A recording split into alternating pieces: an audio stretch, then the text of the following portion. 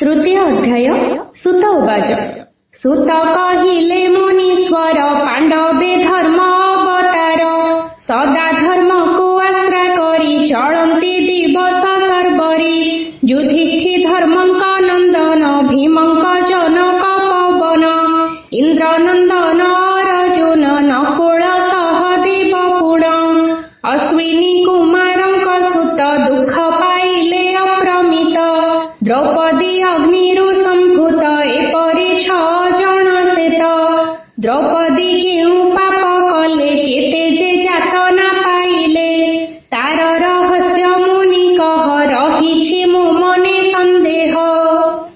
सौनक उवाच सुतंक मुखु एहा शुणी कहिले सौनक मुनि संसार अटई विचित्र कहिबि द्रौपदी चरित्र अनेक पापात्मा अछंती पाप करी से भले थांती लोके कहंती पाप कला देख से सुख भोग कला केते जे साधु संत जन थांती धर्म रे मगन पांती घोर क्लेश मान अति दुख रे कटे दिन देख पांडव 5 भाई धर्म को सदा आश्री थाई घोर जातना पाउथंती एपरि अनेक अछंती ए सबु संसार रहस्य जानिबा उचित अवश्य जीवर सुख दुख दुई इह जन्मर फल नाही अनेक जन्म कर्म फल सकले भुंजंती केवल संचित प्रारब्ध क्रियमाण एपरि कर्मचय जीवको हुए भोगिबार एणु से लभई शरीर शुभ कर्मर फल सुख पाप कर्मर फल दुख निजर कर्म फल निजे भोगिले सरई सहजे न हेबा जाए भोग ताहा थाए संचित होई ताहा एणु साधुए दुख भागी हुअन्ति पूर्व पाप लागी पापात्मा पूर्व पुण्य फल भोगी सुख रे काटे काल किए जानिब ए रहस्य पापरे करन्ति प्रवेश किंतु ज्ञानी ए तत्व जानी करन्ति प्रायश्चित पुणी के करे व्रत उपवास के होई जानति संन्यास किंतु ए अधिमासटिरे जेहु श्रद्धारे व्रत करे ताहेले न रहे पातक केड़े विचित्र कथा देख पूर्व जन्मर पाप राशि अविलंबरे जाए भासी एबे कहुछि सर्वे शुण द्रौपदी की हेतु कषण पाइले पुण्यवती होई कहिबि से कथा बुझाई से परि जानिब सकले दुख पांति कर्म फले पांडवे कृष्णंकु पुछिले द्रौपदी केउ पाप फले पुरुष भारे अपमान पाइले कहन्तु श्री कृष्ण से काले कृष्ण द्रौपदीर पूर्व जन्म प्रसंगर कथा कहिले पांडवंकु ए जन्मे ताहा भोगिबाकु किपरि होइला विधान कहिले ताहा नारायण पांडवे होई कुतूहल शुणिबा पाई हेले मेल द्रौपदी मध्य तहि थिले शुणिबा पाई इच्छा कले श्रीकृष्ण वाच कहिले श्री मधुसूदन शुण पांडवे देई मन गोटिए निघंच वनरे मुनिए थिले एकांतरे कुटीर रचि नदी कूले स्नान करन्ति स्वच्छ जले नानादि पक्व फल मान मिलई नित्य सेहि स्थान सुगंध पुष्पे वृक्ष लता दिशन्ति अत्यंत शोभिता कियत दूरे आउ केते मुनि थान्ति तपरते तांकर पुत्र कळत्रादि मुनिंक संगे तपसाधि अति सुखरे रहिथान्ति के मृग गोरु पाळिथान्ति मेधा अटई मुनि नाम तपहि थिला तांक काम अति सुंदरी कन्याटिए प्राप्त होइथिले सिए कन्या जन्मिबा अल्प काले पत्नी वियोग हेबा फले कन्यार जत्न मुनि नियंति अति स्नेहे पाळिथान्ति आन ऋषिंक कन्या माने मिशन्ति आसी दिने दिने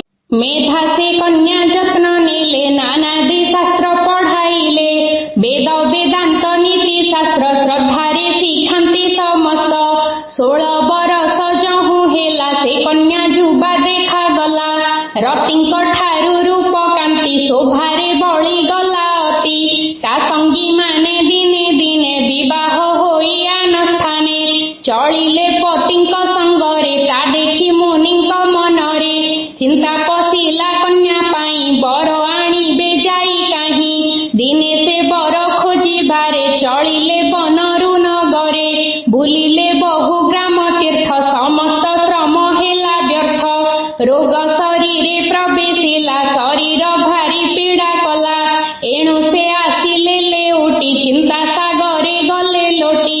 ଅଳପ ଦିନେ ମୃତ୍ୟୁ ହେଲା ବିଧାତା ଏହା ଘଟାଇଲା।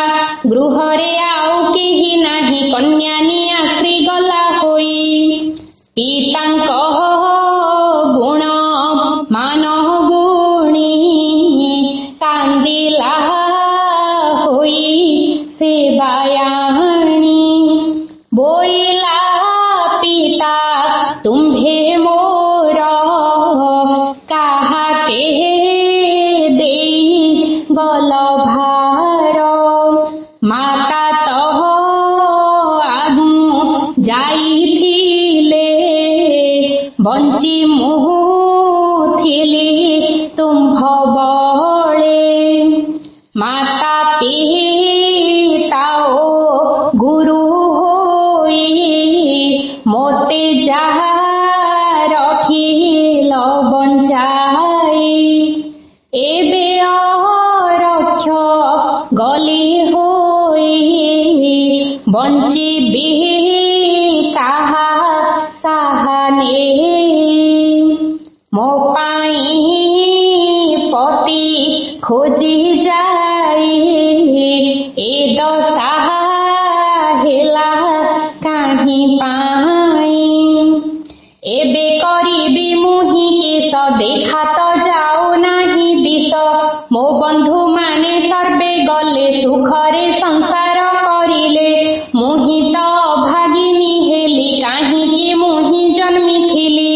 ଏପରି କରନ୍ତେ ରୋଦନ ଶୁଣିଲେ ଥିବା ମୁନିଜନ। ଆସି ଆଶ୍ରମେ ପହଞ୍ଚିଲେ କନ୍ୟାକୁ ଥବିର କରିଲେ। ମେଧାଙ୍କ ଶବ ସତ୍କାର କରି ଚଳିଲେ ଯେଝା ଘର। କେତେକ ଦିନ ଗତ ହେଲା କନ୍ୟା ତା ଶୋକ ସମ୍ଭାଳିଲା। ଦୁର୍ବାସା ଦିନେ ପ୍ରବେଶିଲେ ମେଧାଙ୍କ କନ୍ୟାଙ୍କୁ ଭେଟିଲେ। କହିଲେ ତୁମ୍ଭ ପିତା ମୋର ବନ୍ଧୁ ଯେ ଅତ୍ୟନ୍ତ ସ୍ନେହର। ଜ୍ଞାନରେ ଥିଲେ ଅତି ଶ୍ରେଷ୍ଠ ତପରେ ଥିଲେ ସେ ଗରିଷ୍ଠ। ଏଣୁରେ କନ୍ୟା ତୋର ହିତ କଥା କହିବି କରିବୁ ତ। ଏବେ ପଡ଼ିବ ମଳ ମାସ ମାସେକ କର ତୁ ହବିଷ୍ୟ। ସାର୍ଥକ ହେବ ବ୍ରତ ତୋର ଲଭିବୁ ତୁ ହି ଦିବ୍ୟ ବର। ତୋ ଦୁଃଖ ହୋଇବ ମୋଚନ ଆଉ ତୁ ନ କର ଶୋଚନ। ପଡ଼ଇ 3 ବରଷରେ ଯେ ହୁଏ ମାସେ ବ୍ରତ କରେ।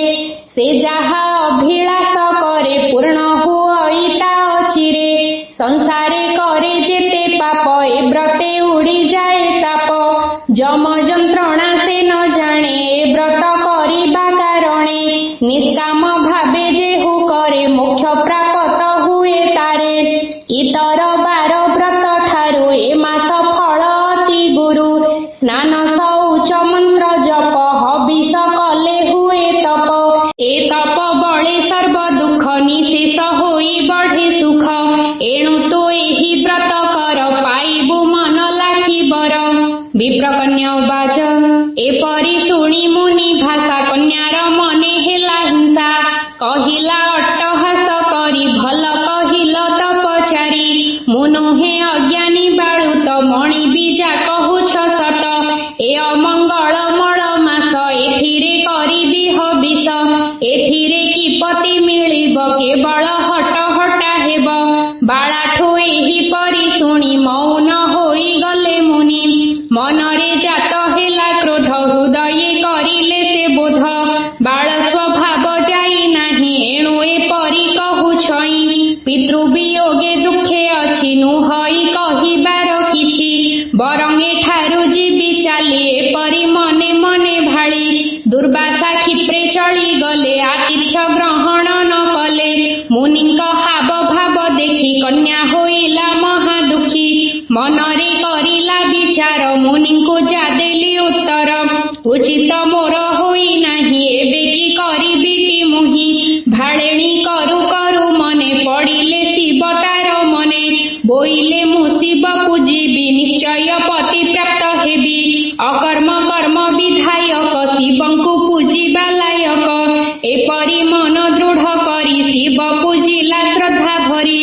ବନରୁ ନାନା ଫୁଲ ଫଳ ତୋଳି ଆଣିଲା ବିଲ୍ୱ ଦଳ। ନଦୀର ଜଳ ଶିବେ ଢାଳି ନୀତି ପୂଜିଲା ଶିବ ବାଳି। ତାହାର ଶ୍ରଦ୍ଧା ଭକତିରେ ଦର୍ଶନ ଦେଲେ ଶିବ ଥରେ। ଦେଖି ଶିବଙ୍କୁ କନ୍ୟାମଣି, ପ୍ରଭୁଙ୍କ ମହିମା ସେ ଗୁଣି। ସ୍ତୁତି କରିଲା ଭକତିରେ, ପଡ଼ିଲା ତାଙ୍କ ଚରଣରେ। ଶିବ ସନ୍ତୁଷ୍ଟ ଗଲେ ହୋଇ, କହିଲେ ସ୍ନେହରେ ବୁଝାଇ। ରେ ବାଳା ମଣି ମାଗ ବର, ଯାହା କରିଛୁ ଇଚ୍ଛା ତୋର। ଶିବଙ୍କ ମୁଖୁ ଏହା ଶୁଣି ଆନନ୍ଦ ଗଦ ଗଦେ ପୁଣି। ଏକ କଥାକୁ 5 ଥର କହିଲା ହୋଇ ଶ୍ରଦ୍ଧା ଭର। ହେ ଶିବ ମୋତେ କୃପା କର, ଧାର୍ମିକ ପତି ପ୍ରାପ୍ତ କର। ସମ୍ପୂର୍ଣ୍ଣ ଧର୍ମ ଅବତାର, ହୋଇବେ ପତି ଦେବ ମୋର। ହେ ଶିବ ମୋ ପତି ଈଶ୍ୱର, ବଳେ ଜିଣିବେ ସର୍ବନର। ମୋ ପତି ହେବେ ଧନୁର୍ଧର, ସମନ ଥିବେ 3 ପୁର। ମୋ ପତି ଅତି ସୁକୁମାର, ଅସି ପ୍ରଚଣ୍ଡ ହେବ ତାର। ସର୍ବଜ୍ଞ ପୁରୁଷ ସେ ହେବେ, ତ୍ରିକାଳ କଥା ସେ ଜାଣିବେ। ଏପରି 5 ଥର କରି କହିଲା ଶିବଙ୍କୁ ସୁନ୍ଦରୀ। ପ୍ରତ୍ୟେକ ଥର ମହାଦେବ କହୁଥାନ୍ତି ତା ନିଶ୍ଚେ ହେବ। ଶେଷେ କହିଲା ମହେଶ୍ୱର, ସୁନ୍ଦରୀ ତୋତେ 5 ବର। ନିଶ୍ଚୟ ପ୍ରାପତ ହୋଇବ, ଘେନି ତୋହର ହୃଦ ଭାବ। ମୁଁ ତୋତେ 5 ପ୍ରକାର ବର ମାଗିଲୁ ଯେ ପ୍ରକାର। ମୁଁ ହିଁ ତଥାସ୍ତୁ କରୁଥାଏ, ମୋ ବାଣୀ ବୃଥା ତ ନ ଯାଏ। ଏବେ କରିବି ମୁଁ ହିଁ କିସ, ଏପରି କହି କୃତିବାସ। ନିଜପୁରକୁ ଯାଉଥିଲେ, ବାଳାକୁ ଦୁଃଖିତ ଦେଖିଲେ। ମୁଖ ବାଳାର ଗଲା ଶୁଖି, ବସି ପଡ଼ିଲା ହୋଇ ଦୁଃଖୀ। କହିଲା ବାଳା ସଦାଶିବ, ମୋତେ କି ଅସତି କରିବ। ଏପରି ପାପ ମନେ ଥିଲା, କାହିଁକି ପ୍ରଭୁ କୃପା ହେଲା। ତା ଶୁଣି ଶଙ୍କର କହିଲେ, ଚିନ୍ତା ନ କର ଆରେ ବାଳେ। ଘୁଞ୍ଚାଇ ଦେବି ମୋର ଦାନ, ଏ ଜନ୍ମେ ନ ହେବ ପ୍ରଦାନ। ଏ ଜନ୍ମେ ଉତ୍ତମ ପୁରୁଷ ପାଇ ତୁ ହୋଇବୁ ହରସ। ଆଗାମୀ ଜନ୍ମେ ପଞ୍ଚପତି, ନିଶ୍ଚୟ ହୋଇବ ପ୍ରାପତି। ତୁ ହିଁ ଜନ୍ମିବୁ ଯଜ୍ଞାନଳୁ, ଅଦ୍ଭୁତ ଭାବରେ ଶୟଳୁ। ଦେବ କାର୍ଯ୍ୟରେ ହେବୁ ସାହା, ସେବେ ହୋଇବେ 5 ନାହା। ନିତ୍ୟ ଅଗ୍ନିରେ ସ୍ନାନ କରି, ଶୁଦ୍ଧ ହୋଇବୁ ତନୁ ଧରି। କେ ନିନ୍ଦା ନ ପାରିବେ କରି, ତୋର ସହାୟ ଥିବେ ହରି। ମନକୁ କ୍ଷୁଣ୍ଣ ତୁ ନ କର, ନିଶ୍ଚୟ ପାଇବୁ ତୁ ବର। ମାତ୍ର ଜାଣିଥା ମଳ ମାସ, ମାସରେ ଶ୍ରେଷ୍ଠ ସେ ବିଶେଷ। ଦୁର୍ବାସା ଯାହା କହିଥିଲେ, ସେ ପରିବ୍ରତ ତୁ ହିଁ କଲେ। ଅଚିରେ ଲଭିବୁ ତୁ ପତି, ହୋଇବ ତୋର ଦିବ୍ୟ ଗତି। ଏପରି ଶିବ ବୁଝାଇଲେ, ତାପରେ ଅନ୍ତର୍ଧ୍ୟାନ ହେଲେ। ଏ ମଳ ମାସର ପୁରାଣ, ଶ୍ରୀଦେବ କରିଲେ ରଚନ। ଶ୍ରୀ ନୀଳକଣ୍ଠ ପିତା ମୋର, ଗେଲା ମଣିର ମୁକୁମର। ହେ ବିଜ୍ଞ ଜନେ କୃଷ୍ଣ ଭଜ, ଆନରେ ନାହିଁ କିଛି କାର୍ଯ୍ୟ। इति श्री पद्मपुराणे सूत शौनक संवादे पुरुषोत्तम मास महात्म्य कथने नाम 3योऽध्यायः। 4th अध्याय।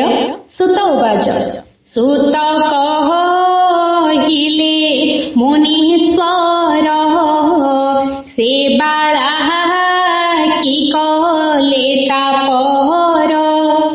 से कथा ଜାଣିବାର ପାଇଁ, ରହିଛୁ ଆମ୍ଭେ ସର୍ବେ ଚାହିଁ।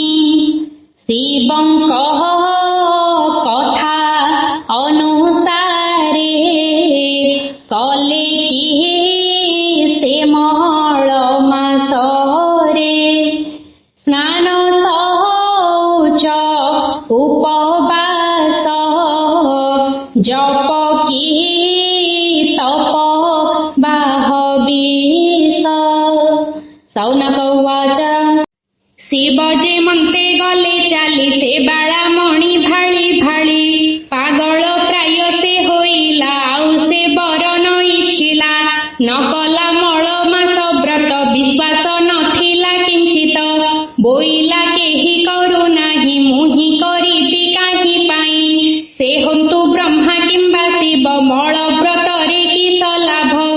एपरी विचारी से बाली घृणा करी से गला चाली आपणा कुटीरे रहिला पितांक परी तप कला केते काल रे जंते मरी ता पिंड गला स्वर्गपुरी रहिला किछि दिन सुखे पुण्य बलरू ऊर्ध्व लोके एणे पृथ्वी रे घटण घटिला पांचाल राज्येण पांचाल राजनंक पुत्र द्रुपद नामे थिले ख्यात गुरुंक आश्रम को गले शिष्यंक सांगरे रहिले शिष्य रे श्रेष्ठ थिले द्रोण सर्व विद्यारे सुनिपुण उभयंकर स्नेह हेला मित्रर भाव जे बढ़िला पढ़ा से सरे सर्वे गले जे जार भवने रहिले द्रोण विवाह करिथिले पत्नी ठू पुत्रे पाइले पुत्र प्रसवी नारी मला पुत्र पालिबा दुख हेला गाई मागिबा पाई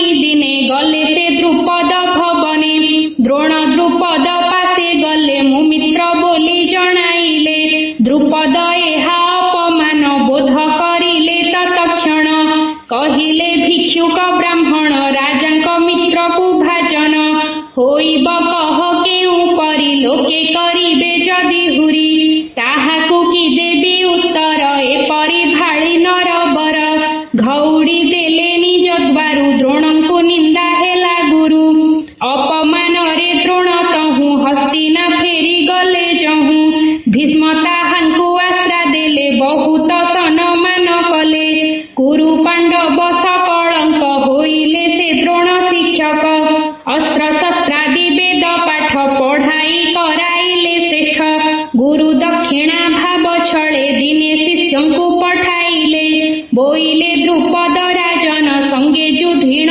बांधी आण सकले युद्धे हारी गले अर्जुन बांधिण आनिले गुरुंकु करिले अर्पण द्रुपदे हेला अपमान द्रोण सम्माने छाड़ी देले द्रुपद निज राज्ये गले जेबे से राज्य गले फेरी आनिले ब्राह्मण हकारी महान यज्ञ एक कले बहुत घृताहुति देले तहु बाहार हेले दुई द्रौपदी धृष्ट दुम्न एही द्रौपदी अजोनी संभूता रूप गुण रे से हुसिता अग्नि रे करंती स्नाहान रूप रे केनुहे समान विवाह बयस होइला ता पाई स्वयंवर हेला असाध्य साधन से थिला भेदने का शक्ति नथिला खंबर अग्रे थिला मीन ता तळे चक्रिक घूर्णन ता तळे थिला जल कुंड सेथिरे देखि माछ मुंड ता बाम चक्षुकु बिंधिब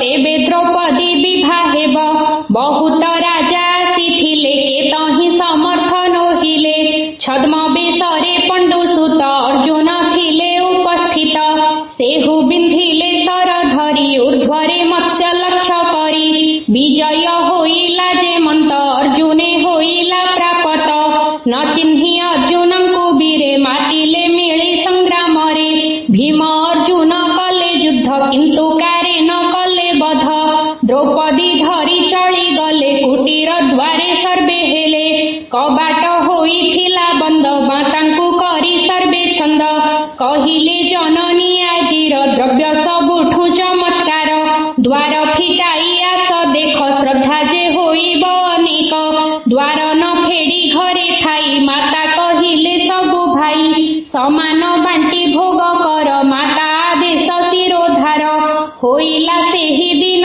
जेणु विवाह होइले पांच तेणु शिवंक आज्ञा फली गला दैबे कथा घटिला सत्यरे सर्वे बंधा थिले मातृ आदेश न भांगिले एपरि शेर मणिवर लाभ करिले पांच बर द्रौपदींक पूर्व जन्म घटना थिलाटिए सन ए जन्मे शिवंकर बर प्राप्त होइला तांकर मळ मासकु निंदा कले एणु से दुख प्राप्त हेले सभारे मान्य जन केहि रक्ष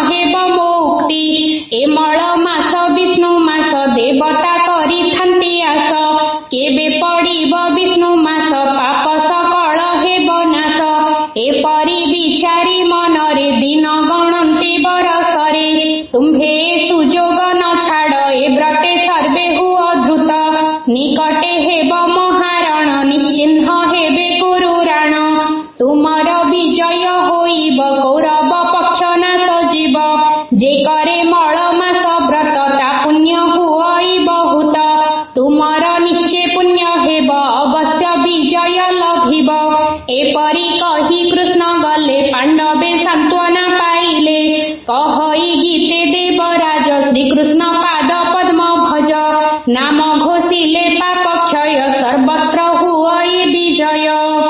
इति श्री पद्मपुराणे सुत शौनक संवादे पुरुषोत्तम मास महात्म्य कथने नाम चतुर्थोऽध्यायः।